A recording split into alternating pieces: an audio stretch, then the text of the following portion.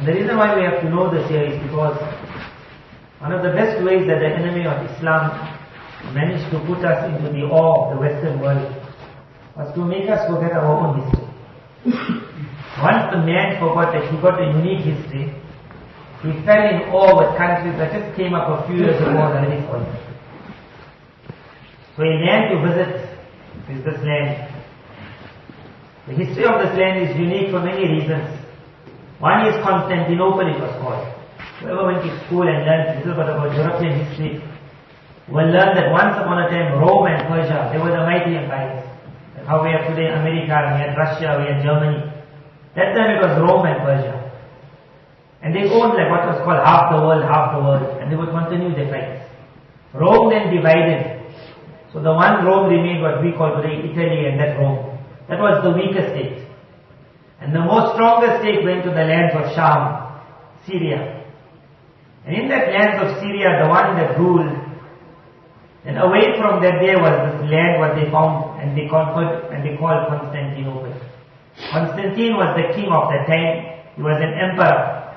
It was because of him that the Christian faith, what we have today, he was a Persian worshipper, a fire worshipper, a Shaitani, what we call today Illuminati, Freemason. Constantine was that. And when he noticed the deen of Isa Islam was spreading in the world, so Shaitan would have told him at that time, and they worked hand in hand. He would have told him that for us to stop true Christianity spreading in the world, we will now have to enter into Christianity. And from within we will change their entire religion. And that's what they did. He and his mother Helena were Satanists of the highest order. Like what we have today, we have those pop stars, and they are the highest, they get knighthood. He was like that. Working with the shayateen, working with the jinn. So when he announced that he is becoming a Christian, it was the first time the Roman world said we will accept Christianity. So what was known as Bani Israel in the world who were tortured and oppressed, they were very happy. And the reins were given over to Constantine. You will now run this Christian faith in the world. And from that day onwards, Christianity became nothing but Persian worship. Every foe that entered Christianity entered through this man's hands, Constantine. He was a mighty emperor. Now he built this land and it was called Constantinople after him. And it was the center and the might of the entire European world, Roman world, because he was a Roman king, Christian king. So after that, for 1,000 years, the center stayed, Constantinople. And in that 1,000 years, whichever superpower came, and every 100 years you'll see a new coming, the eye would always fall on Constantinople. Because whoever gets this land becomes the mightiest in the world. But whichever country tried to get this land for 1,000 years, they failed. So now we will understand what made them fail. Because normally any land, it will win one time a battle, the second time a battle, it can't continue. But this was that unique fort in the world. When you will visit it, you will understand that the way it's positioned, they have written a couple of reasons why no army could ever get it. One is it's surrounded by sea on three sides. And that is sea of not normal current but very heavy currents. Those walls of that land of Constantinople are made of like what we call mountain rock.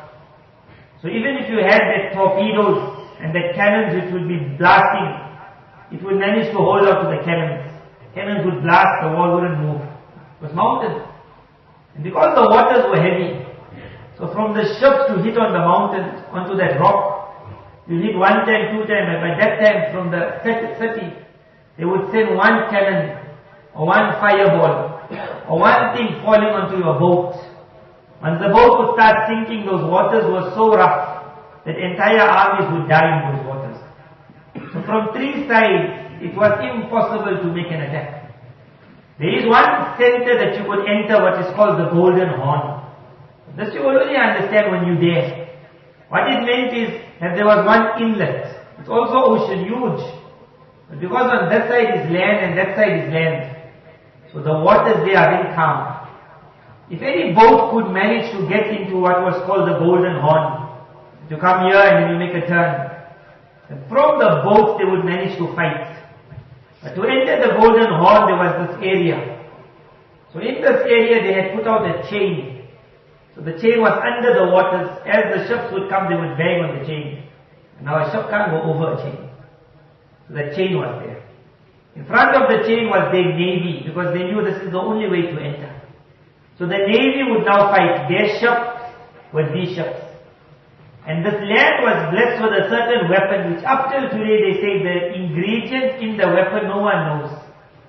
It remained a secret for how many hundreds of years. And they even say that someone brought this weapon to them and said, as long as this ingredient is by you, no one will ever manage to take over this land. It is called Greek fire.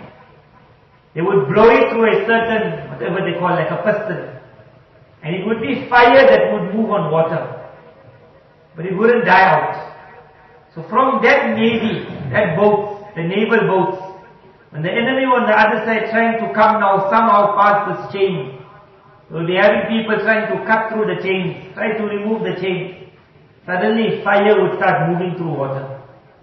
And it would hit the other boat under. Because it would go like through arrows. Suddenly those people on the boat would see that their boat is burning from under. And when one hole comes, then the entire boat is gone. So thousands would die. They said had Greek fire not been there perhaps, they would have lost this battle many years before. But they had that thing which no one in the world had, Greek fire. Then the land was such that there was only one place from land to enter. Three sides were water. Because of this golden horn chain, there was no way of getting in. The other sides were rough waters. So you could come from land. That was the only place there to protect. So what was done, it's hard to understand, but in your mind try and figure. That very far from the city you have a wall. That's called the first wall. So if enemy are running with horses and then they have to stop there. Because now nothing is going to come. And you can't break the horses even with a hammer. That wall, because those walls are not like our brick wall. They are mountain walls. Huge, huge rocks put up. So there already you have to now climb the wall. That high wall as you're climbing, from far the enemy are shooting arrows. I would always wonder that one person shooting an arrow, what's the chance of him hitting? But when we were there we understood it's not one arrow flying. Guarding those walls, because they only had to protect one side of the city. You could have sometimes up to 5,000, 10,000, 20,000 soldiers. And the man says fire. When he says fire, you got 20,000 arrows at the same time moving. It's like rain. So that man trying to climb that wall, even with a shield, and then at the same time they were firing those huge boulders. So even with a shield, the boulder would blast. And then fire was coming. If he managed somehow, you will get 300, 400, maybe they climb the wall. As soon as you climb the wall, you fall in what's called a moat. Moat means like a dug pool what we have, but huge, 9 meters deep perhaps, and very, very wide. Sometimes it's filled with water and you will have your crocodiles moving in. Sometimes it's empty also, but you fall deep in. If you fall deep in and now you have to be running, as you're running, arrows are raining. If you manage to come out of the moat, now there's another 2 walls. Now you reach the city. So by the time you get there, no one gets there. The best that you could do to win over the city is put a siege. That we won't come in, but we won't allow you people to come out. So this land of Constantinople was made such that they could last a siege for about 5 to 10 years. And you just close up. How they would manage? One, you need water. They had water coming from outside rivers. So the enemy knew that they would manage to stop those rivers. So until today, if you go, they will show you inside the city is something called a cistern. A cistern is like a huge cup. They would have hundreds and hundreds. It's a national thing created. It exists under the city.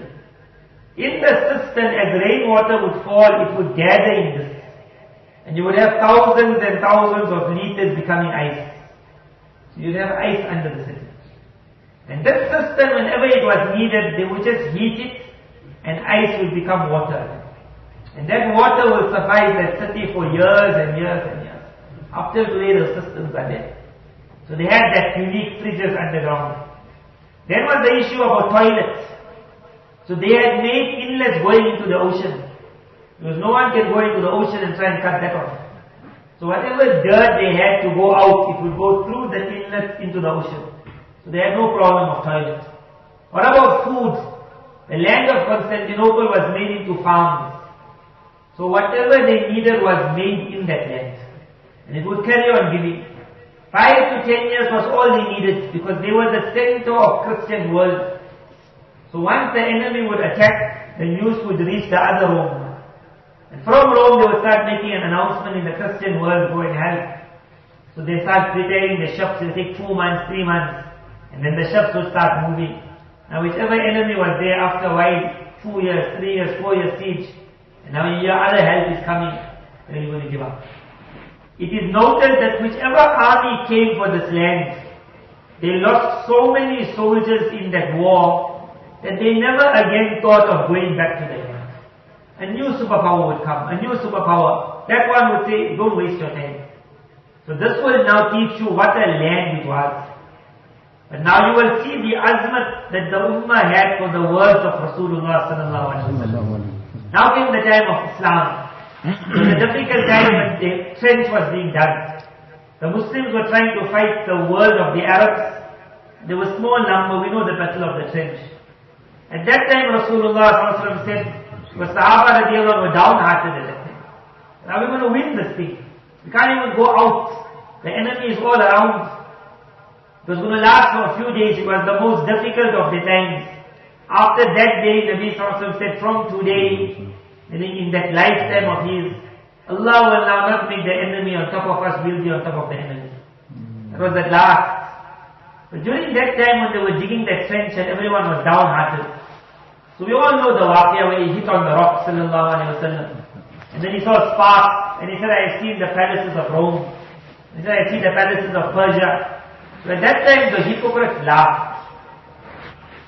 At that time if he had mentioned, I had seen Constantinople also, it would have been like a heart attack. Because this was the one land that you wouldn't dream about. So he never mentioned it. But a while later, after all the conquests were finished, now the conquest of Makkah, Mukarramah is taking place. And amazing, it was a land which the whole world wanted. But when Nabi Sallallahu Alaihi Wasallam spoke about it, he never called the entire Sahaba Majma. And he told them, I got something unique to announce to you. One day we're going to get this land. The narration comes, he was just sitting with Sahaba radiallahu casual. And in a casual sitting, he asked them, you know of one land which is by water? And they all knew it. Because it was a unique land. It was the center of the Christian world. So casual, he said, you know of that land by water? So the Sahaba radiallahu said, yes. So he said a very short sentence, and this bayan will be on that sentence, which will show you how much of love the ummah gave to the words of Rasulullah sallallahu alaihi wasallam. And it will show you what power was in that word that spurred the entire ummah on. But you will say sunnah is a miracle. So the words of that hadith was very short. He started off like this, he said, لَتَفْتَحُنَّ الْقُسْطَنْطِنِيَّةِ. Constantinople means Constantinople. لَتَفْتَحُنَّ means, Lam means definitely, that Noon at the ending means definitely. So it means definitely, definitely, without any doubt. I'm going to say one sentence now, don't even tell me but. Don't even tell me but this land is such. Don't even tell me there's water surrounding it. Don't even tell me for 1,000 years no one ever took over. How can you even be thinking about it? He said it's simple. He said you will definitely, definitely one day conquer it. In that definitely, definitely not a single Sahabi said, wow. No. Look at the power of definitely, definitely. But now it seems that Rasulullah was given that knowledge that it will not be an easy one. So had it been like the past, after one army comes, no other army will say, I'll lose my sons for that battle. So he said a second part. He said, وَلَنِعْمَ الْأَمِيرُ أَمِيرُهَا. And this is the beauty of hadith. Look at this wording. Even if you don't know the Arabic language, when you hear the translation, you will see what this conquest of Constantinople was. He said, وَلَنِعْمَ الْأَمِيرُ أَمِيرُهَا. What a wonderful Amir that will be. وَلَنِعْمَ الْجَيْشُ ذَلِكَ الْجَيْشُ. What a wonderful army. When he said that, the value of this word was not understood. When it was going to be understood, now everything accepted in Islam. Muawiyah radiallahu anhu was made Khalifa. When the Khalifa is in charge and is strong, his eye immediately goes, what are you going to take over now? Islam must go stronger. The muhaddith of the time comes to him. Now how do you get the Sahaba ready for a land which was never conquered? A land which all the advisors will tell you, what, think about it. We haven't got so many soldiers to lose. We only started on the waters now. Are we going to take such a chance to go to a land built on water? So Muawiyah radiallahu anhu, all he needs is, he calls the muhaddis of the time. And he says, well, you narrate the hadith of Constantinople. The muhaddis narrates, what a wonderful amir, what a wonderful army. That word, what a wonderful army, Muawiyah radiallahu anhu says, who's ready for it? Like Abu Ayyub Ansari radiallahu anhu cannot even walk at that time properly. When news comes, we're going to Constantinople, he tells his family, I'm going also. Because who will not want to be under that word, what a wonderful army. So that army goes. Muawiyah radiallahu anhu's son is put in charge of one part of the army. Rasulullah had praised the first army that will go for many reasons. One is they were going to start an expedition. The fruits of it was going to be realized 800 years later. This was that one land, 800 years after Hijri, 850 something. They were going to get it. Started then on the 50th year of Hijri. They went. Muawiyah radiallahu anhu's son is in part of one army. He's on the land. There's another one on the sea. They go. So much of plans, the might of the Muslim Ummah. Because Constantinople had that Greek fire, and they had the abilities, and they had the power, and the Muslim army reached there and they got what is called total defeat. So many Sahaba passed away in that battle. And as they were returning, again the enemy chased them from behind and knocked more shots.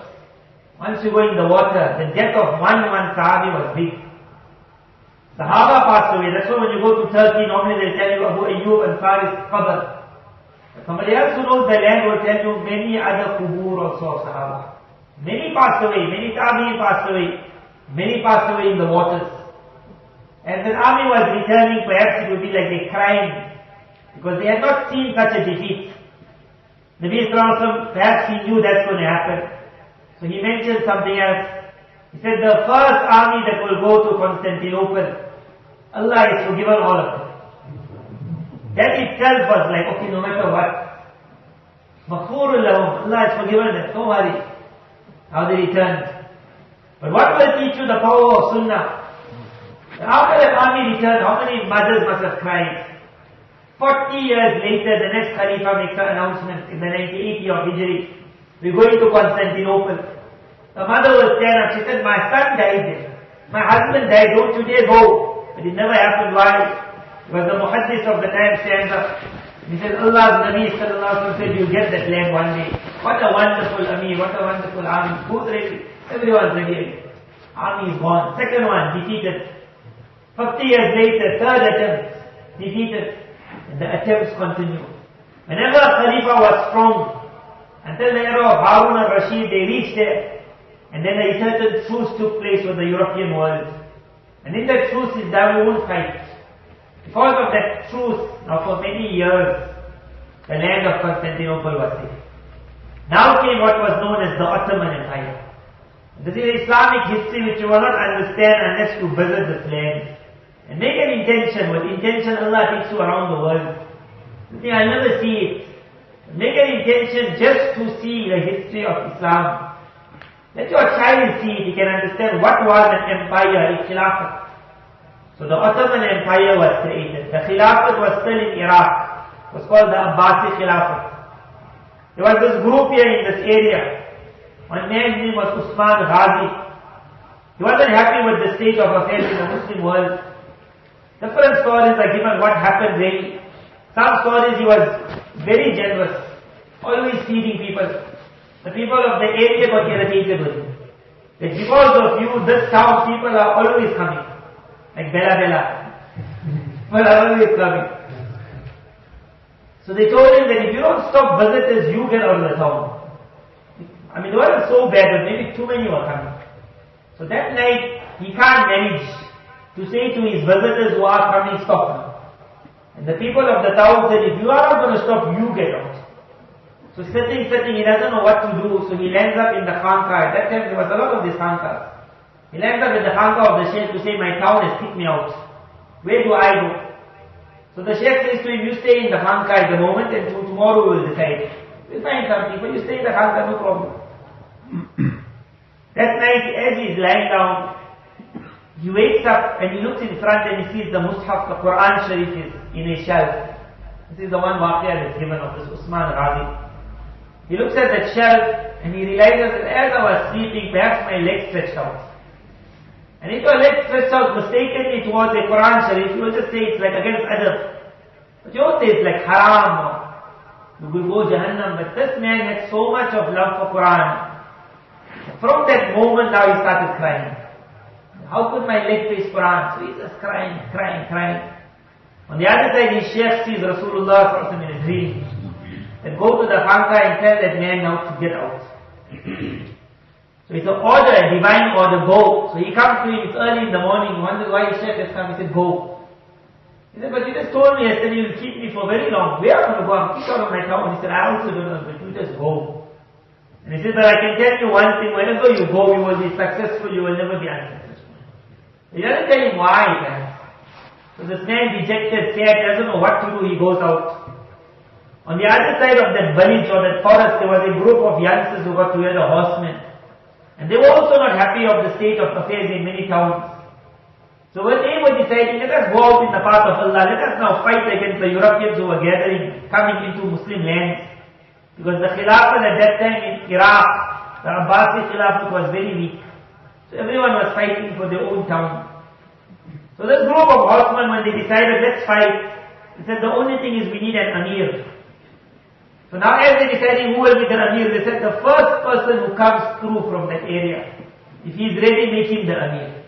And this person said, as he's walking, he sees this horseman coming to him. And he also gets worried and he looks at them and he asks what? They propose to him, he said, I got nowhere to go, I'll join you.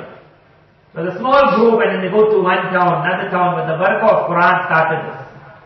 Why I'm mentioning is you will see how much of respect this group had for Quran till the ending. They took over town, started becoming bigger. It's a long story. But now we will come to the era of perhaps he was the 6th or the 7th who's now born in the family. Now they have become an empire. Now people from other lands are coming. So this man, he gets a son on the date of the 27th of Rajab. And they had a lot of love for Rasulullah sallallahu alaihi wasallam. So the night of Mi'raj, 27th of Rajab, what will you choose the name for that boy? So they say, obviously Muhammad. So Muhammad is born in the royal family. The father has so much of muhabbat for this child. And because the father is sitting on the throne of the empire, they are not yet the Khalifas of the Muslim world, but they are running an empire. So he gets the best of the scholars to look after Muhammad. At the age of 8, Muhammad is told that you don't stay with your father anymore. This is one mistake that people perhaps make today. If you're running any institute, any nice business, and you want your child to one day run it well, then never let him grow up in the laps of luxury. Never let him start as a boss, he must start as a worker. Because only a worker will know how to run an institute, a boss will never know. A man who works will understand feeling. At the age of 8, you say, I'm the king, go and play with your friends, horse riding. This father got nothing for it. At the age of 8, he says, you are in charge of one state, of one island, you go look after that island.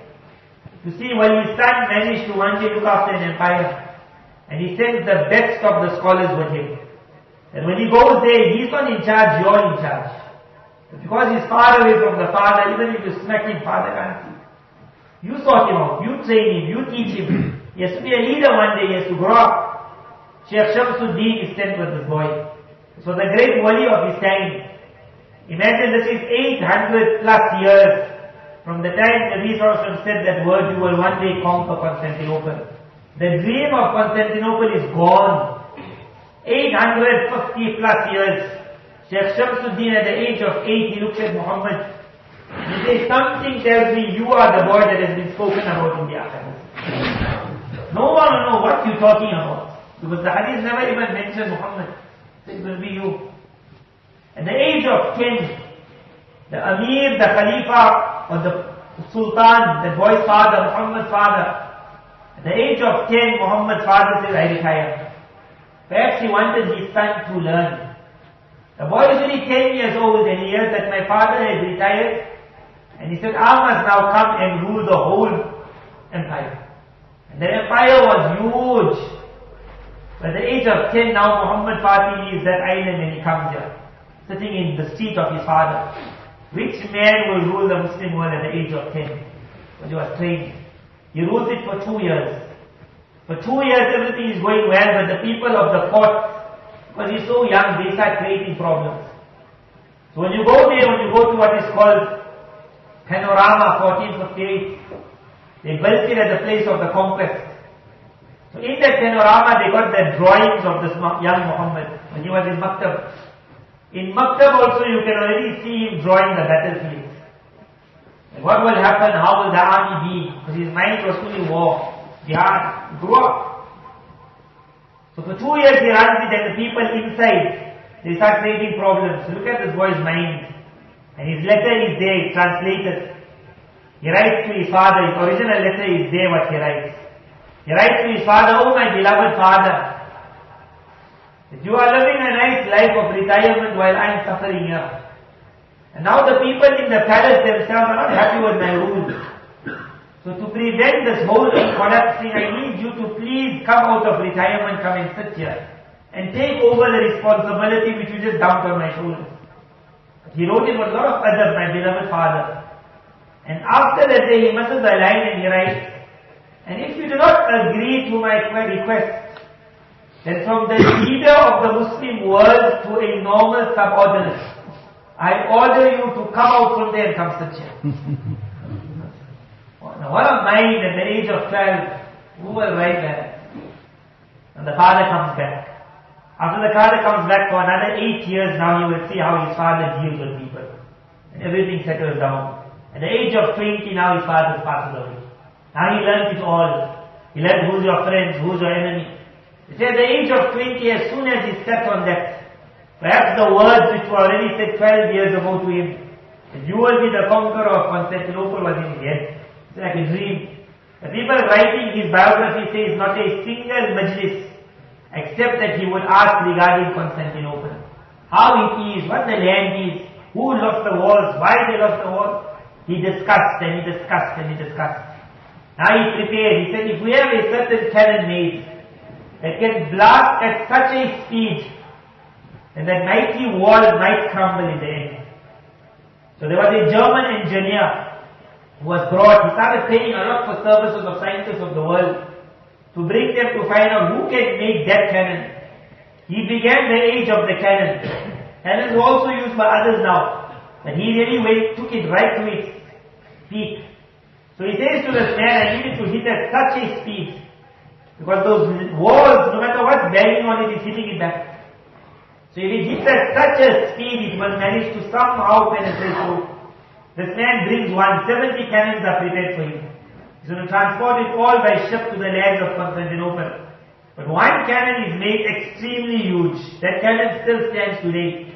When you go in the panorama, downstairs it's all the letters, it's all the pictures, people who drew the conquest at that era. And then you come, I think, one floor. When you come on the top floor, you enter into the war. They call it like 4D or 5D or whatever.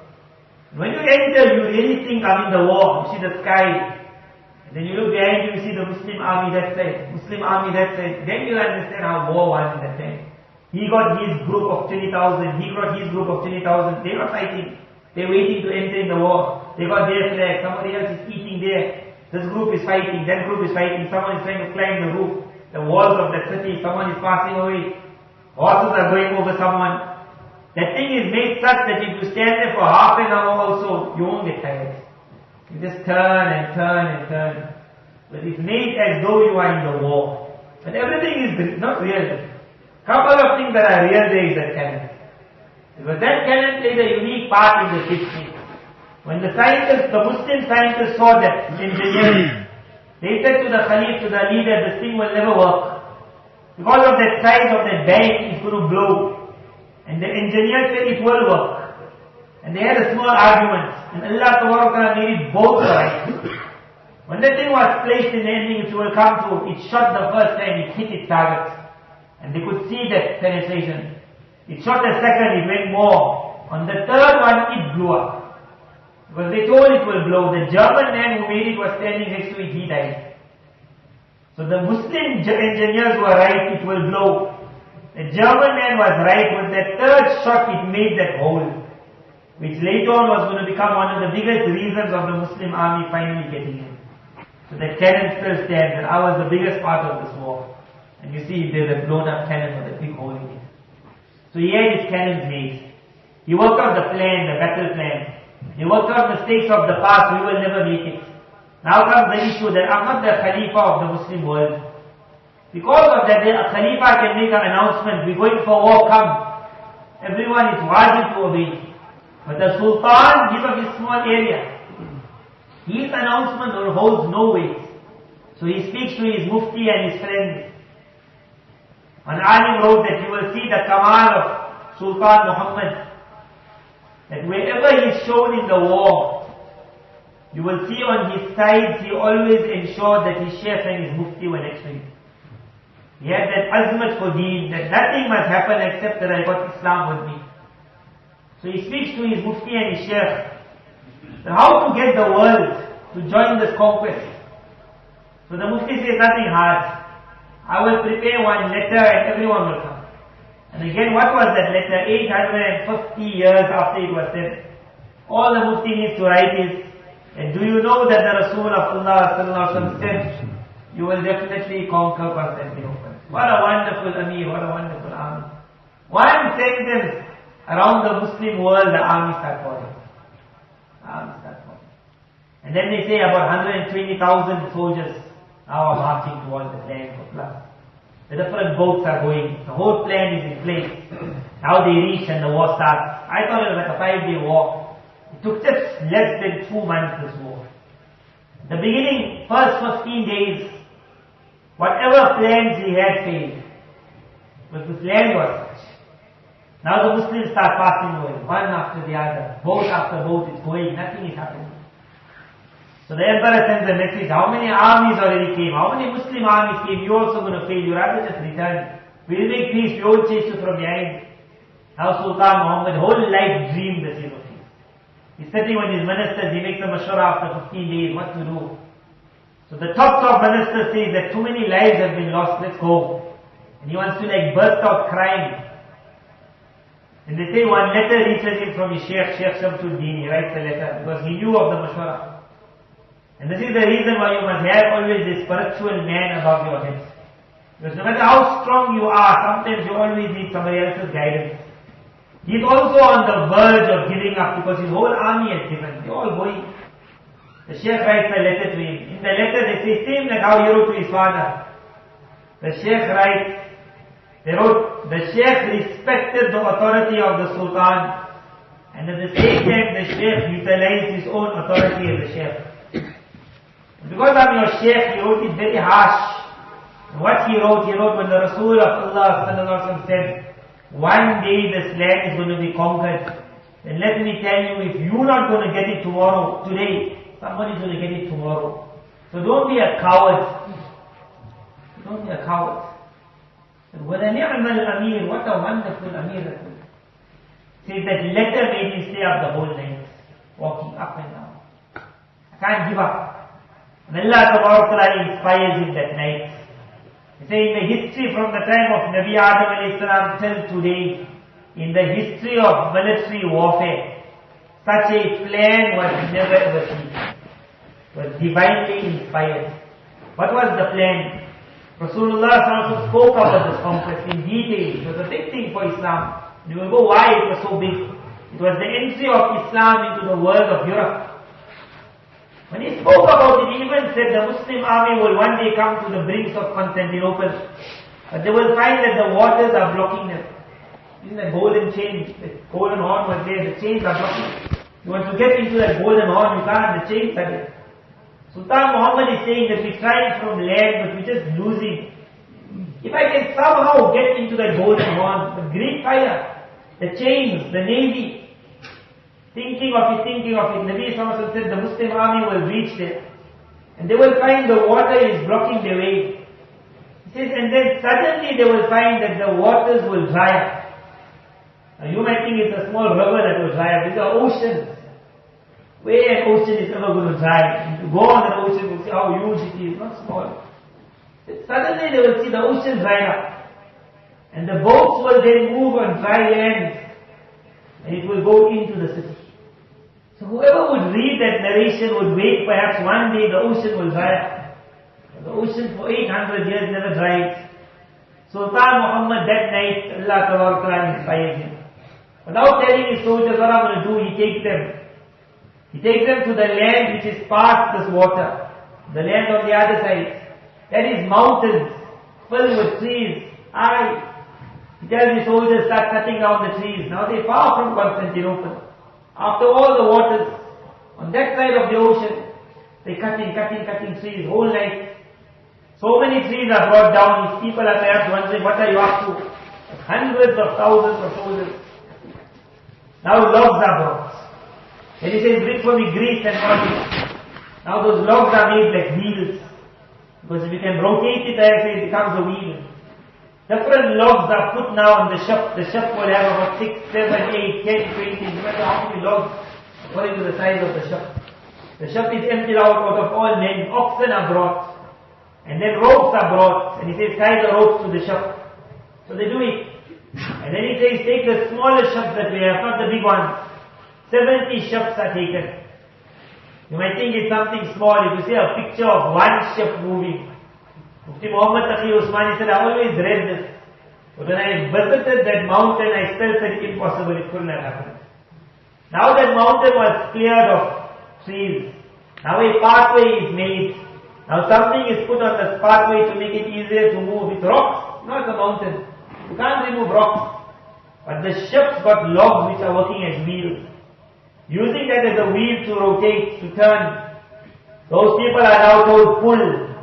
And you have to see that picture to understand. It seems like the man got a flag. And he says, Allah! And everyone makes one pull. One pull, that ship won't move lots. Pulling a ship up a mountain. I think it was about 3 to 5 kilometers of mountains. And the ship has to go up slightly. And then they hold. It doesn't fall back down. Oxen are pulling. Then they pull. And there's a second pull. And the thing starts rotating. And how many hundreds pulls. And as the ship is climbing, there is another ship behind moving. People from far away in the land of Constantinople can notice that there is light in the distance. They also wonder who's going up the mountain. That ships go moving. The narration mentioned that they will reach water and they will find the ocean become dry. It never meant the ocean, it meant the land next to the ocean. That was dry. But suddenly dry land became the ocean for the boats. And it started going up. Whole night going up. They say the miracle of this year, one was to take ships up a mountain. Second miracle was 70 ships. Third miracle, they said it happened in one night. But you can't understand. As the sun was rising, Constantinople woke up to see in the distance ships were coming down the mountain. Now you had soldiers holding it back, it mustn't come down too fast. And they're gliding, and the thing is sliding, now it's coming down faster, and you see the soldiers. And then I thought now the war was won, but it wasn't won, it really started now. Because now those soldiers managed to get past that chain. So now they reached that waters which were calm waters. They're still in the ocean, but the waters are calm. They're far away. Now this navy, the European navy has to leave this chain, has to turn around to go for those boats. 70 boats are coming down to the ocean.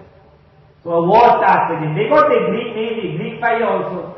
But because now it was so sudden and shocking for them, and there was no chain, so the Muslim army managed to defeat the navy. Now with the navy gone, the enemy from that side has to start immediately attacking. But because these boats got land now, on one side is land, so the boats are put one side and a bridge is now built. And it's not easy to build that bridge, you have to understand, because the enemy is still sending down arrows, still sending down rocks with shields holding on top. Hundreds and hundreds of soldiers holding shields. Somebody else is building a bridge. And they finish this part of the bridge, holding those shields. Bridge is being built.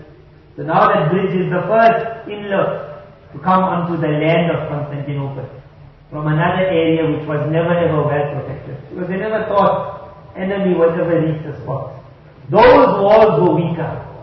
Now for the first time in the land of Constantinople, the enemy forces had to divide. Some had to come through this wall, and some had to stay on the land walls. Because now they divided, they became weak. Now the war started. In the war starting again, a lot of Muslim lives were lost. Because now first the Muslims put up the cannon. The cannon started blasting. Even when the hole started being created, who's going to run to that hole? Because you still got the rain of arrows. You still got boulders of fire. You have to see how, like, they have step ladders like a house it is. And it's covered, where the enemy are setting down rocks. Because of the covering, soldiers are running inside. And there's a covering on the top, and you try to pull it, and you're trying to go up to the wall there. You try to go there, and how many lives are going? So it's carrying on, carrying on. Somehow can we get into the city? And after a good couple of days, again the emperor sends a message. And even though you have reached where you reached, but you're not going to get into the city. And the news already reached that the Western world, European world had sent the boats already out to come and help. So the emperor sends a message. If you are going to lose it, why don't you just go away, we'll let you go out easily. And again when he makes mashwara, the best of his shura say, let's just give up again. You're not going to go through. What a war. And again his sheikh and his mufti says, no way we fighting this thing. Now the war is carrying on. Sultan Muhammad again now he goes to inspect his army. And he says to the army, we have made holes in their walls now. Every time we're blasting and they're closing up the thing. But if now somehow you can just get into it. As he's walking, what he does, he again narrates the hadith of Rasulullah. And he says, as he said that night, what a wonderful army that will be. وَلَنِعْمَ الْجَيْشِ ذَلِكَ الْجَيْشِ. Then he says to his soldiers, and wallah, I think you are that army. Next morning, 100 perhaps, soldiers come in front. They say, we are the first Jamaat. First Jamaat means we will run. And no matter what hits us, let it hit. But we will run and be the shield for the Muslim army. Everyone must come behind us. Whatever they want to throw, whatever they want to hit, whatever arrow wants to fly, let our bodies there. We will take the whole knock so that somehow the Muslim army can get it. But you really understand when you see it. They were called the Fidai. Fidai means those that our lives are given away. We're not going to come out alive. That first army, who was ever ready in the world? It is only that man who heard that hadith and he said, what a wonderful army. And when you see it, how they entered finally. There's one place called Al-Fatih. We used to go by the tram, the train. And every time the train stopped, they say, we reached Al-Fatih station, Al-Fatih station. So a funny name it is, Al-Fatih, but that was the name. When I came back and I was researching and I saw, it was on one of those things that you see the picture of that man who took the flag finally. He managed to get in, so many died in front of him. But he managed to get in with the flag. And he managed to reach the top and he put the flag. When the flag starts flying in the city, it means although the war is still carrying on, we won already. Because once the flag reached, it means more are coming in. When he put that flag, perhaps 50 arrows were already in his body. So they got his flag. He passed away with the flag. It's right on top. So Al-Fatih was named, Al-Fatih Hassan. What a man! When that flag hit, then the emperor also he said, I don't want to live after this, the emperor. So he went out and he died. Now Sultan Muhammad and his army start entering. From different areas they enter. Because holes are made everywhere. As the army is entering, before they warn, perhaps there was 3 times when he sent a message to the emperor. 3 times. And if you give up, you and everyone in the city, whatever you own, I will not touch it. If you want to stay here, you can stay. If you want to go, you can go. I will never harm you. Give up. They never gave up. First time, second time, third time. Now so many Muslim soldiers passed away. Now when you enter, obviously you got that feeling of revenge. But you people acted stubborn for nothing. So they have the speech recorded of Sultan Muhammad Fatih as he entered. And amazing how he entered was like, a king will enter. First you have the soldiers coming in. Then you got the ministers coming in. And then you got the prime coming in. And then you got the elite coming in. And the Khalifa is in the middle. And normally when such a man comes in, his hands will be like this here. But they say as Sultan Muhammad enters, And as Rasulullah entered Makkah Mukarramah when he conquered, the Sultan Muhammad entered and he was looking down. As he entered and he reached the place where everyone was around now, they crying, this is the leader now who took over the land. This is the first thing that he did, he stopped his animal. He jumped down and he read 2 rakats of Salat al-Shukr. The Iman, this is when you see it. And now he gets onto his animal to give a bayan, a lecture. Well, the lecture perhaps was long, but the words that were recorded, he says, I am Muhammad, the Sultan. And I have come to tell you, your brothers, your sisters and your family, that every one of you all has been given protection from myself. As he said that, the whole Christian city broke into cheers. Because it was the one statement they never thought, the protection. Where you will say, you will be a slave, you will be a slave. Whoever was already taken as captive, they were already made slaves. So he says, whoever is captive and he doesn't want to let go of that person, then he must come to me, I'll pay the ransom also. I'll pay the ransoms. And then all these people go. Whoever they want to go, go. And he said, if you want to leave the land, leave it. But if you want to stay here, I guarantee you, your Christian right will not be taken away. You can continue worshipping how you want. And he proved it, because then suddenly Constantinople became the pull of the European world after that. They started coming to live in the land. Because this land was now giving out unique things, so that was the beginning. Sultan Muhammad. And from that day he was called Al-Fatih, the conqueror. He had high hopes, and Allah had given him ambition. He just finished with one, he said, this is finished, done. Rome is 2 parts, this is one Rome.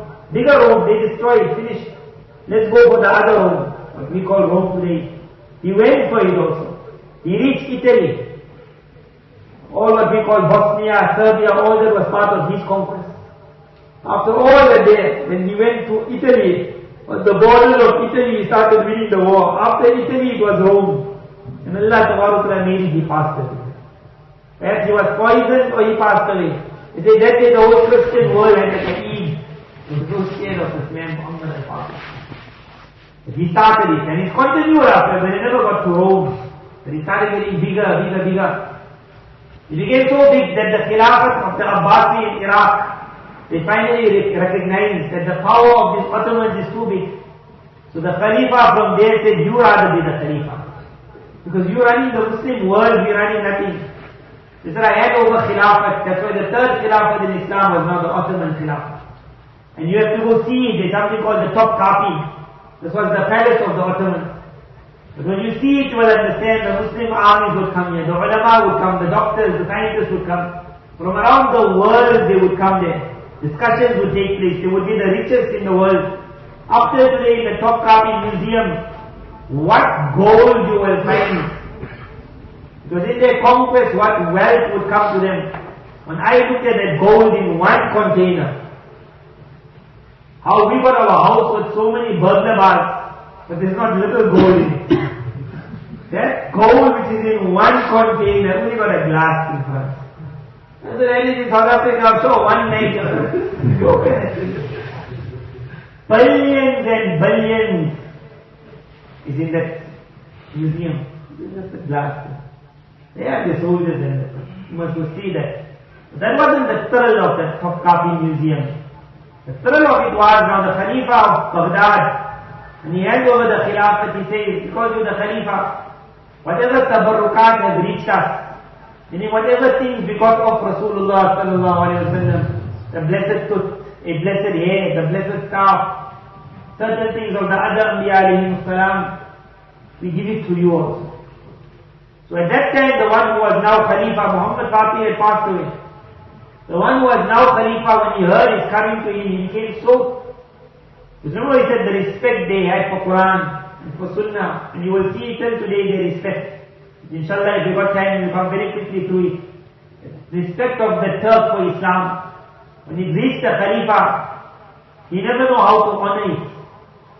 We might think how you honor it, put itar on it. He put it in a room. And he said, the honor of the seer, the tooth of Rasulullah sallallahu alaihi wasallam, how can I honor that tooth? He said, bring a hafiz for me. He said, bring a couple of kuffars for me. And then he told him, your job is that not a single second will pass in this room except that Quran is being read. Not a single second. And this Ottoman Empire lasted for about 500 years, perhaps, until the crush. They write for that full 500-year period, until the coming of Mustafa Kamal, Quran continued without stopping 24 hours a day. Mustafa Kamal came and stopped. Now, alhamdulillah, it started again. I don't think it's 24 hours. Maybe it is, who knows. But it is when you enter.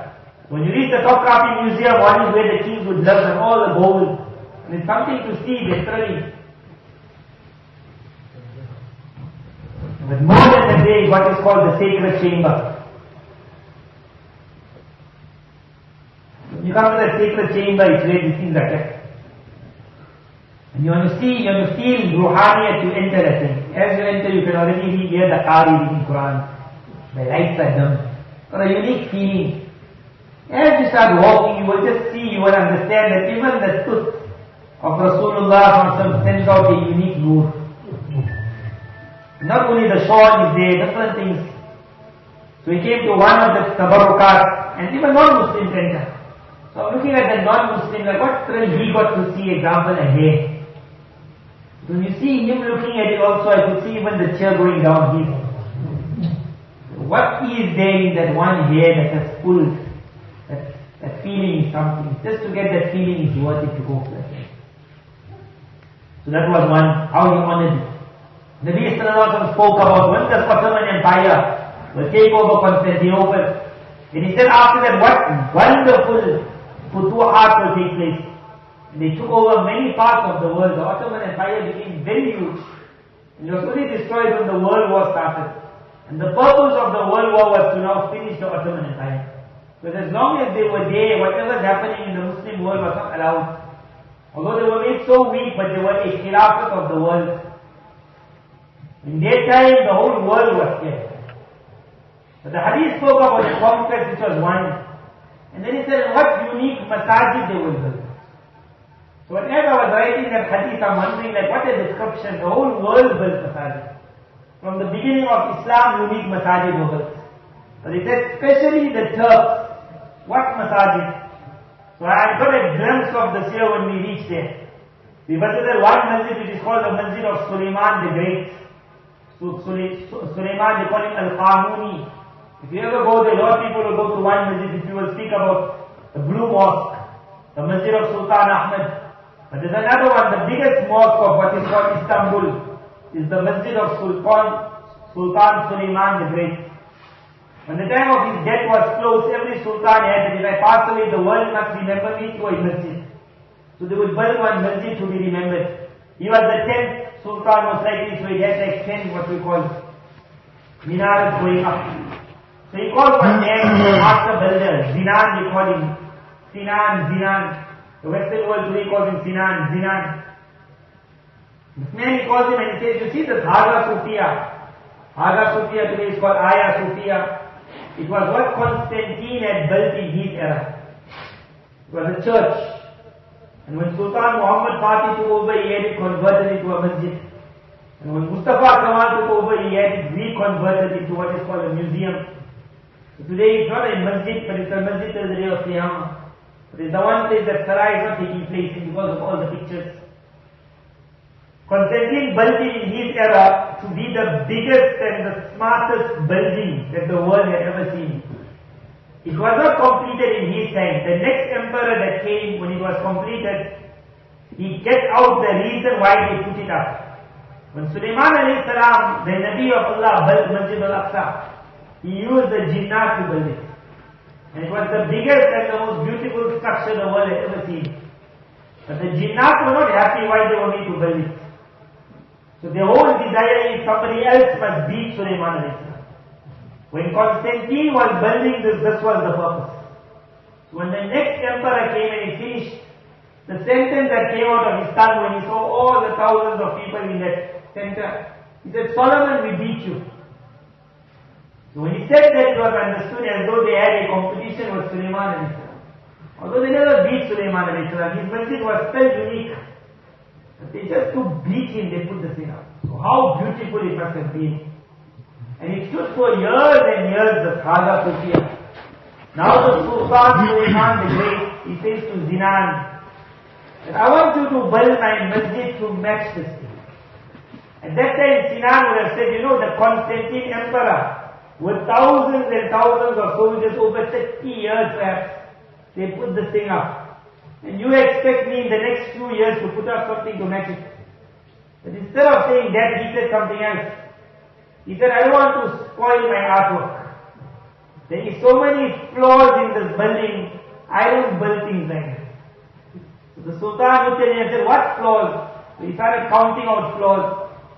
And today you will understand those flaws. After the passing of so many years, whatever he said, this will happen, you can see it there because now they're renovating. They're renovating that one and he's behind it. So he said, I won't do it. But the Sultan was the Sultan, no one would say no to him. So he told him, whatever you say, I want you to match that. Same pattern. Don't change the pattern. Exact pattern, exact shape. And then he said, all the flaws will follow. So he wasn't happy and the Sultan ordered and he went to it. And they said, a good couple of years passed. Now the Sultan wants to know, is it ready? The people tell him one brick has not yet been brought. Wait, ready. He becomes irritated, he comes back, he tells them he's playing games with him. So the Zinan, he also is a little bit of a cheeky engineer. So he says, I don't know why you want something like that. That I can put up in 3 months. And they write that. He says, the engineers around him said, this man is nuts. 30 years was required for it. In that era it took 30 years. And they were the master builders of the time, with slaves carrying rocks. And 3 months are put up. And in 3 months, they say he put up such a structure which stayed on the same shape, but whatever flaws were in the Hagia Sophia, in his structure he made sure that flaw doesn't come, but you can't pick up what he did to make sure it doesn't come. He hid his changes. But that you won't understand unless you're a builder. What you will understand when you enter the masjid is a couple of things of this man. One is in that building of his, he understood there will be so many of candles. So when you get so many candles, you are going to have so many insects. So as every 6 candle holders, the 7th one perhaps is an ostrich egg, which resembles the other so closely that you can't pick up. And in that ostrich egg there is an ether burning. And he chose that ether which chases insects away. So not a single insect would come. Now when you have those hundreds of candles, you're going to get that soot falling to the ground. And now and then you're going to have that dust. He built it in such a manner that the wind moves from one angle. It carries that soot in a manner you don't see it in the air. And it takes it to a ledge on the other side of the masjid. And they would gather that soot and they would use it for ink for the scholars. Nothing would reach the ground. I wonder how he did that. More Kamal of his was in 1950. 1950, so we're looking at about 500 years perhaps, or even more, I can't remember the date.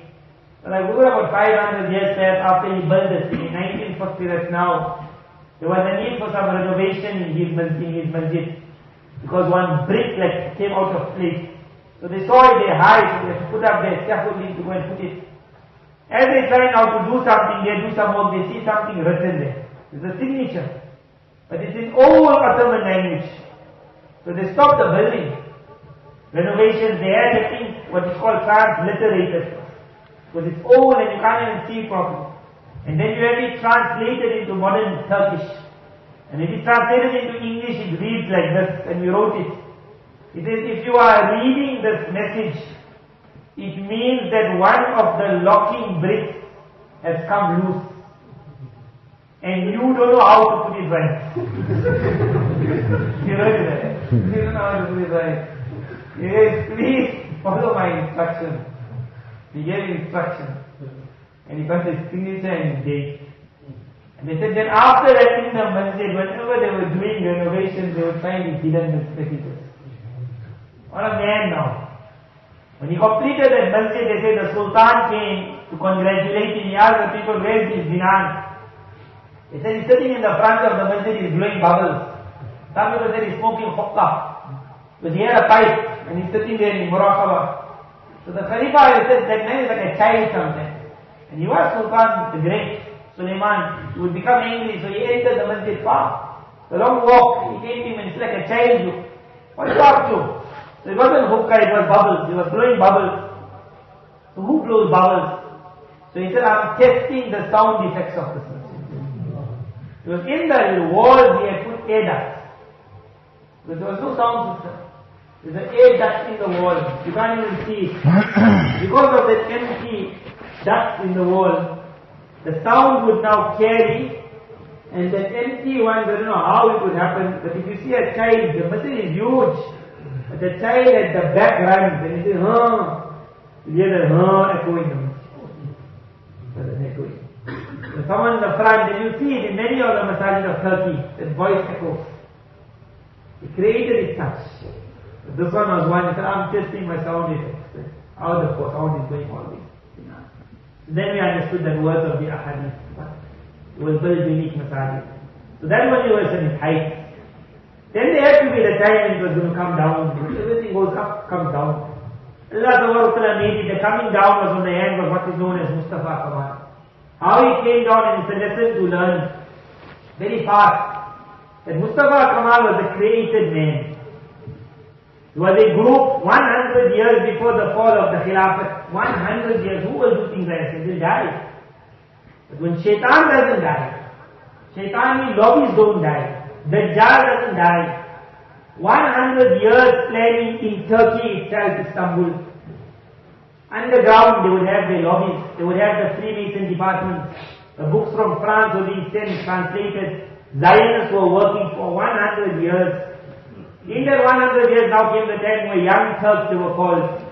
Some were from Turkey, some perhaps were never from Turkey, but they were called the young Turks. They were taken to study in London. Or from London they were brought into Turkey that they studied. Good people, but the Turkish people would not accept them, that you are modern. You all got secular ideas. Among the young Turks comes this man Mustafa Kamal. He said the person will not get any job in Turkey because he went to study in London. He was no deen at all. But suddenly when the world war breaks off, and the imperial forces are landing in the world, Syria is taken, Egypt is taken, the Turks are scared that this is the land they're coming from. Now wherever they're fighting, they're losing. But when Mustafa Kamal fights, he wins. So he won one battle, the news spread around so fast that they beat the British. So more soldiers joined his group. He fought the second battle, he won again, third battle, he won again. He became so famous in Turkey that from nowhere he was raised up to the chief general of the army. Now he was second in charge to the Khalifa. And then came the time when Britain said, we give up in Turkey, we leave him. He became a national hero. They gave him the name Atatürk, the father of the Turks. No Khalifa was ever called. The Western world said after him no one can ever get the same. He became like a god. They praised him so much, every school has his picture. Every child when he would grow up in Turkey, more than he would learn of Rasulullah, he would learn of Mustafa Kamal. Like a god they created him. In the past you will see his statue there, and he's sitting there and says, come sit on my lap. And for that young child just to sit on the lap of Mustafa Kamal is like a thrill. Our child is on the swings, the child wants to get on the lap. They grew him up like this. In 10 years the whole Turkey was wild for him. Why? Because it was a lie. Why we said this is because today's time the same thing happened. One was what is called Ayatollah Khomeini. The Iranian revolution, they just put him up. The whole world fell in love with him. ISIS, they put it up so much that when ISIS fights, they always win. The whole world fell in love with them. But a lot of times when Muslim groups win war, it doesn't always mean they are on the truth. Many a time it means that the enemy is letting them win the war. If he won, 10 years was all he needed, the whole Turkey was his. The Khalifa, he had him locked up in jail. Now suddenly he started. The first threat was the ulama. When we were there, we recorded about 9 things he did. If I can remember, I'll mention it. But the first was he targeted the ulama quietly. Silent assassination started. He knew which will oppose him. Without the people realizing that alim was out, passed away, who killed him? Turn us out. Then he started. 70,000 masajid were already in Istanbul, if I'm not mistaken. 70,000 imams were removed from the job. Now they're saying that Erdogan fired 20,000, 25,000, 70,000 imams for no crime except that they were speaking the truth. And his own frauds were now put in. 70,000 masajid will now start giving their own bayan. The bayan of Mustafa Kamal. In the bayan, one thing was there's no need for an Islamic dress. There's no proof for the siyah. You must dress according to the times. So he brought the whole Europe into European dress. Anyone was found with a topi, with a beard, they were killed. The muftis now of the masajid will say, cut your beard. Times are different. So the beard will be cut. But now to get a woman to take out a scarf who always wore the burqa is not easy. But some women, they always too happy. But majority are not going to take it out. Mustafa Kamal was wild. He wanted, forget the scarf. The Muslim woman of Turkey, which was the Khilafat, before he dies in the next 10 years, they must walk around naked. How do you get that? So Shaitan inspired him. They worked with the Shayateen. This was 100 years of planning. So fast it happened. Within 10 to 15 years, he raped the entire Turkey of Islam. And then he died. And he thought Islam will never come in America. They created schools. All the makatib were shut down. And then whoever wants education has to go to school. But the people school, madrasa, same, go to Arabic, go to madrasa. But in the school he had uniform. And must think how the world moves today. In the uniform was skirts for the young girl. So her mother perhaps would never show her leg. But that young girl at the age of 5, she saw the leg, so what's the young girl? And suddenly, if you go to Turkey today, although it's changing, but every Muslim woman who you see her legs also. He took them out of the trouser completely. He made them naked, but he did it through the secular school. The Adhan was not going to be called in the Arabic language anymore. He hated the language. The Turkish language was written like how we write Urdu, Alif, Ba, Ta. Arabic writing. He changed it to our, what we call Latin English, A, B, C. They had an Islamic calendar. He changed it to the Gregorian calendar, January, February, March. Nothing to do with Islam. One thing which I never knew, the word Allah was banned. You cannot say Allah. But he said, no problem, I'll give you one word. It was Tanreer. Tanreer means the God of the blue sky. When I read that, I wondered, if God means Allah, what's the difference? And then I thought about it, and this message I give lot places nowadays. That we also sometimes say the word God. He did the same thing. He told the people, you can say Tanreer, no problem, God. Don't say Allah. Why? So when I look, what's the meaning of God? What I understood is no one in the world knows what the meaning of God is. No one. And God is not a translation of the word Allah, because Allah got no translation. Neither is God a translation of any of the names of Allah. You can say the magnificent, the beneficial, most merciful, most kind. God comes nowhere. Who made the word God? No one knows. And that is why everyone is told, say God. If you have to say to a Christian, say the Almighty. Say the Creator. Say the Mighty. Use any word that translates. Don't use God. Especially because after that I read one Satanist word. When he entered into these dungeons, where they normally take the oath, you want to become a Satanist, you take your oath, you put the sword there and tell you now must walk. As he was walking through the tunnels, so this is his story, whether it's true or not, but he wrote this. He says, so when I reached at the ending, that man asked me, like, how was the journey? What you saw? So you saw a lot of filth, you see goats, blood, then you see someone doing some filth, then you see drawings. He said, what you saw written on the wall? So the man said, I saw God. G-O-D. So as he said, I saw God, the man laughed. And he said, it wasn't God, it was G-O-D. And he never explained what that means. So it wasn't God, it was G-O-D, and he started laughing. For some reason, God in there got another meaning. But what is that meaning, we also don't know. Because no one knows who made the word God, and no one knows the meaning of the word God. So the best is never use the word God. Mustafa Kamal made it law, you must use the word Tanreer, not Allah. Islambul it was called, the city of Islam, he changed it to Istanbul, which was no meaning. And like this year, the poor Turkey in about 10 years was finished. Collapsed. So when we went there, now inshallah in about 10 minutes I'll try now to finish my last day.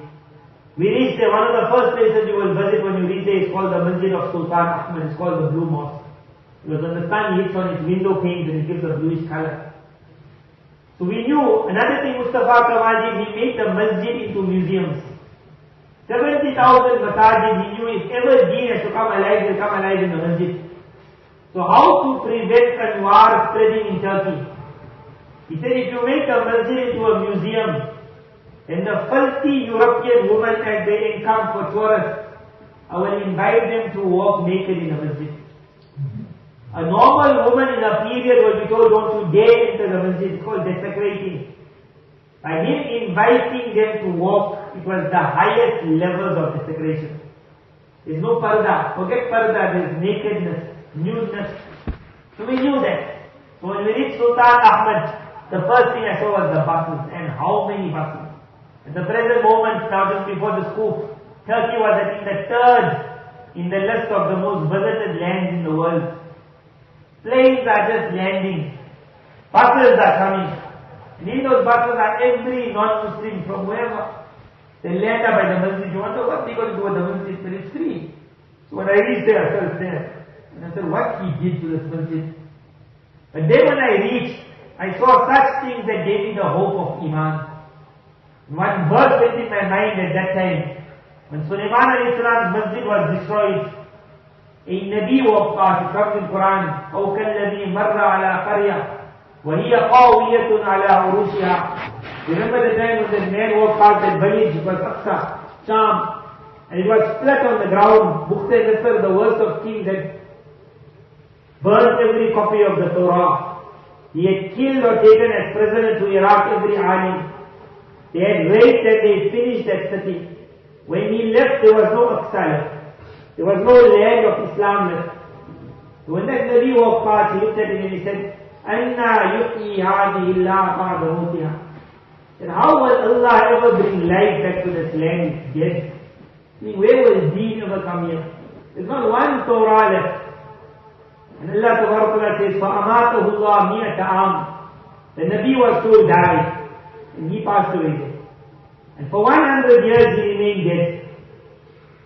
70 years ulama have written after he passed away on that spot, Allah Ta'ala made Aqsa become like a magnet. And people from around started coming back to the land. And they put up the whole thing. When the Nabi woke up 100 years later, he was shocked. And he saw the reading the Torah because the Nabi of the time rewrote the Torah. He found the madrasa running, wondering, but yesterday there was nothing. 100 years. Nabi Sallallahu Alaihi Wasallam said, Allah made it for this ummah. At the turn of every 100 years, a mujaddid will come out who will change the whole scenario.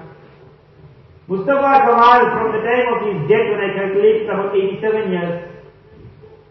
So 100 years is coming now in the next what we call 13 years.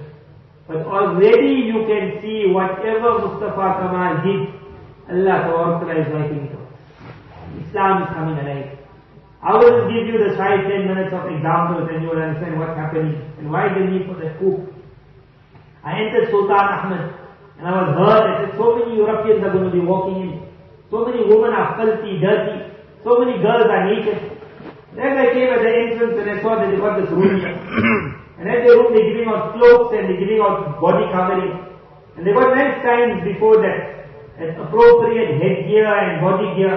This is the house of the Almighty. Don't feel offended. Whatever they got. And because you're not paying anything for it, so whatever they tell you, wear, you wear it. So as we come, they tell you to carry on, you're wearing something good. But now that girl, it's midsummer, it's hot. In her country, in winter also, she doesn't wear trousers. Here it's hot. And they told her, will you put on that cloak? I looked at it and I wondered like how she must be feeling to put it on. Here in front of the God, they're saying, they're torturing her. I'm already burning. But amazing that environment. That woman takes it. Not one, all. But what grabbed my attention was that one, she put it on. She must be behind me in the line. So when she put it on, she asked husband or boyfriend, whoever it was, how I look. Because she said that and he said gorgeous. I also looked. And why I looked not to see a gorgeous face, and I got shocked.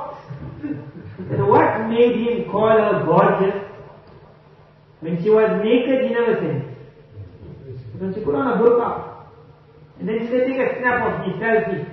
I'm sending it home. Well, the guy took that snap now, and she's thrilled, and she said, look at this. Then I just laughed, and I said, amazing, that Mustafa Kamal, who gave his life to take out the trousers of the woman of Turkey, in his own plan of getting the European woman to come here, Almighty Allah put the trousers on those women. Putting it on. And you might think, but you take it out after that. When Musa had that competition with the magicians, we all know about it. They came and then they threw their staff down. Musa threw his, he was a serpent, swallowed all of theirs. And then all of them fell in sajda, they became believers. Pharaoh told all those magicians in the thousands, I'll kill you all. And they said to him, kill us. We will never go back to kufr. So ulama write that in 1 second so many thousands of magicians accepted Iman. What's the reason? Among the reasons they give was one. And they made a plan that you will dress up like Musa. For whatever reason they wanted to mock him. So they write, it seems that Almighty Allah said, because they came in the form of my beloved, I will make them like my beloved. Thousands accepted it. When that girl put that thing on, why she's putting it on? In the honor of the masjid. And she's taking a snap and she's saying, how do I feel? She's not going to wait now for 5 minutes because the masjid is a big masjid. For about half an hour to 1 hour she will wear that thing.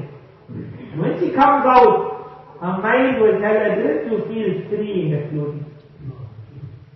How many people are accepting Islam in the world? At that moment I was thinking, perhaps this one burqa is the reason. Where in their life they would have put on a burqa.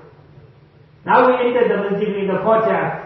So when I saw that first, now I started looking at non-Muslims now. But I don't know how to see them, what they do in the masjid.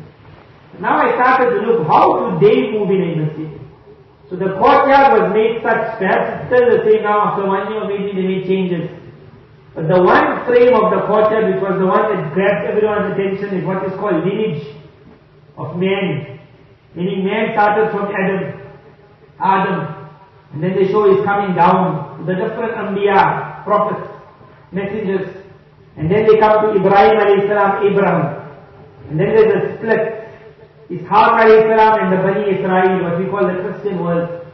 And Ismail alayhi salam and Rasulullah sallallahu alaihi wasallam. And they got Maryam, Mary, and they got Jesus, Isa. And it's things that we know also and we don't worry about.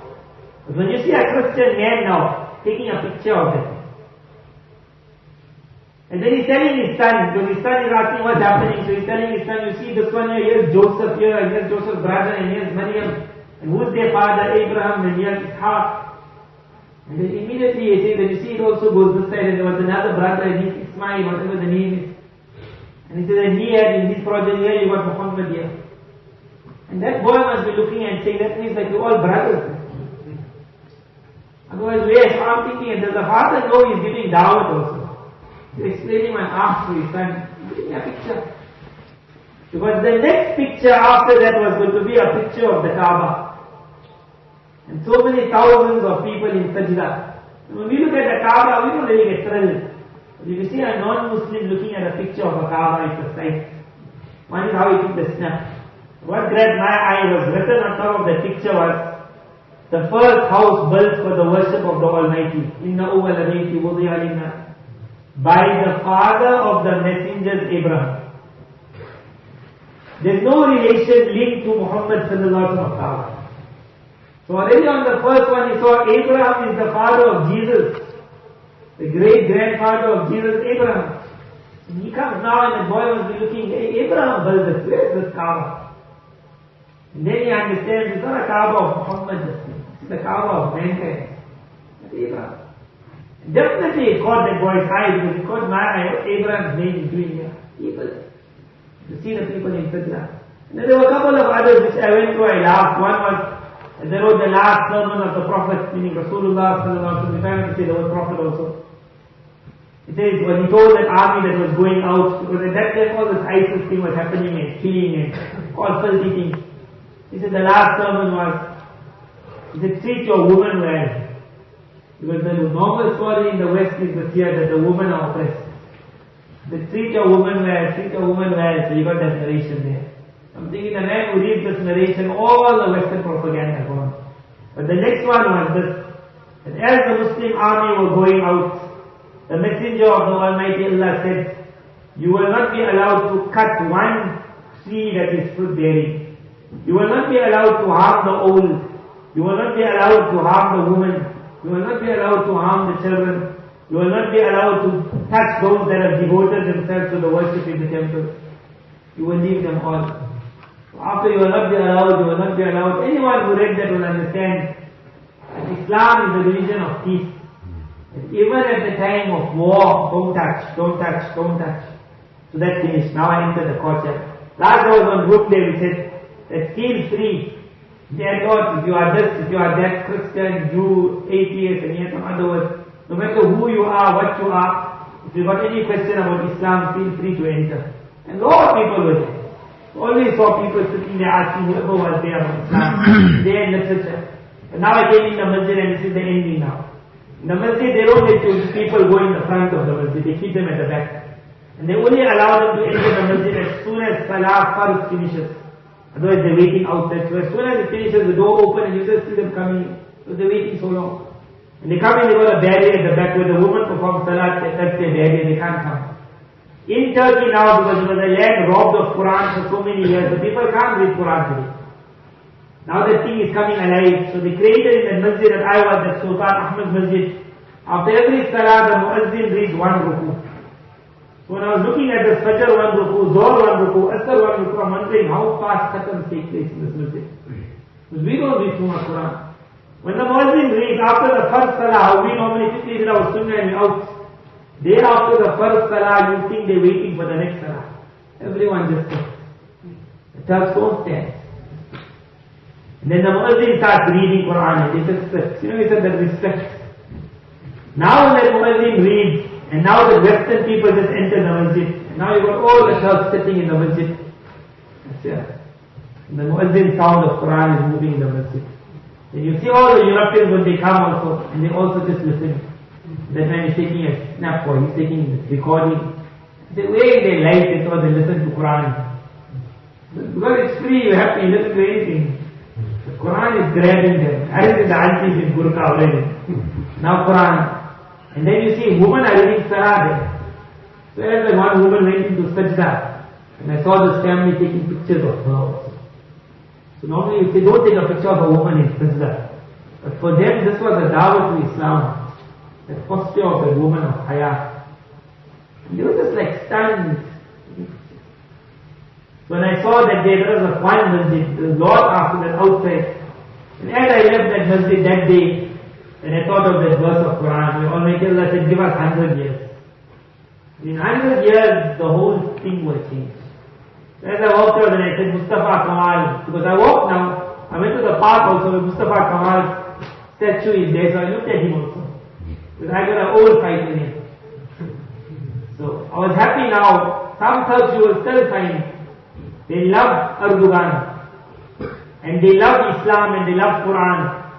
But if you tell them Mustafa Kamal was dead, they say, no way. It's God. He saved them. They say, what he saved? But because they grew up with this in school. But now some youngsters on the internet are writing that we were made like fools. The man who robbed us of our identity, we began treating him like the savior. So the day I walked to the park and I saw Mustafa Kamal sitting there and he's telling me, come on my lap. Because his body was a lap. And you must sit on his lap and say, I sat on the lap of the Savior. So that day, alhamdulillah, maybe after that also, Lord, on that day the park was full. But no child was sitting on his lap. So as I walked past and I looked, and I said, now only the bird is making its number 2 on your lap. Your time is gone. And then I said one other thing. I said, I'm sure when the angel is smiting you in the grave, every now and then when he stops for a while, he says, let me give you Karguzari of what's happening upstairs in Turkey. The land that you sold your soul to the devil for. And you said, in this land, Islam will never come alive. If you go and see that, that itself will be azab. Deen is coming alive. Because of that deen, Erdogan government came. It wasn't an easy process. Just when I left, Erdogan had now already won so much seats in the parliament. This was before the coup. And it was the first time with certain health coalitions they could change the constitution. In the constitution, Islam is not allowed, Quran is not allowed, law is not allowed. So he couldn't now change it so loud and say Quran is allowed. Now he can. So now he's taken over completely. When I left, he couldn't. What a mind he has.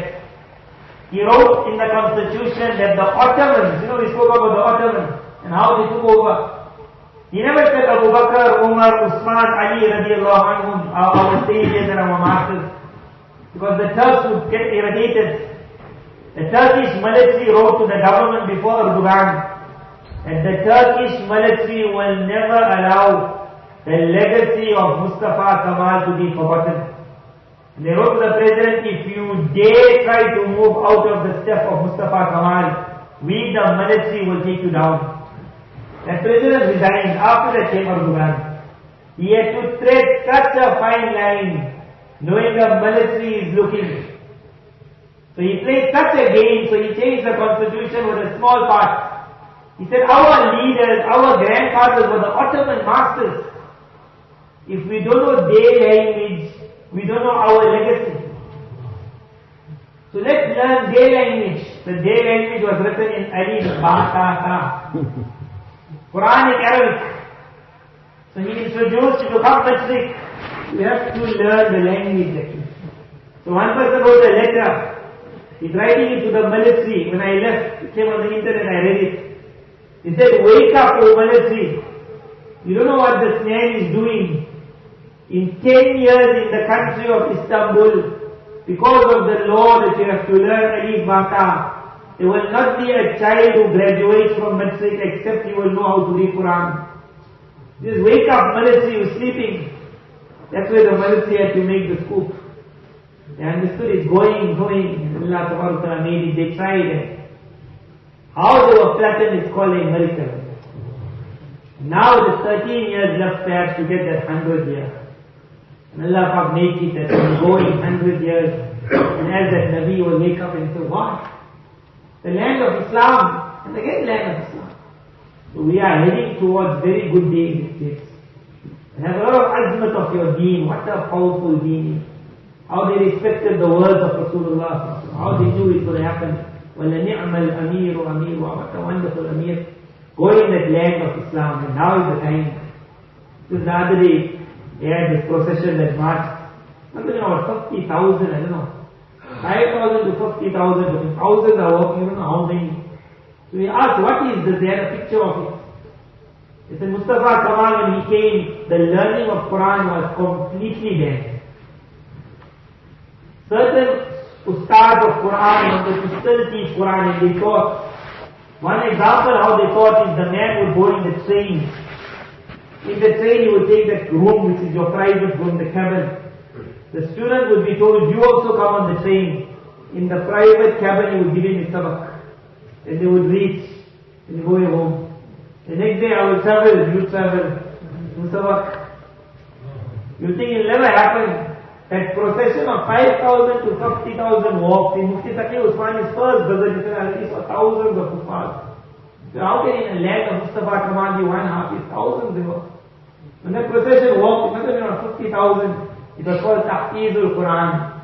That every boy in this group marching is a Hafiz of Quran. So you can't beat Quran. No matter what you try, Quran will come back. So this is that land. May Allah Ta'ala grant all of us a chance to visit it with the eyes of Iman. See the power of Islam in that land. What a land.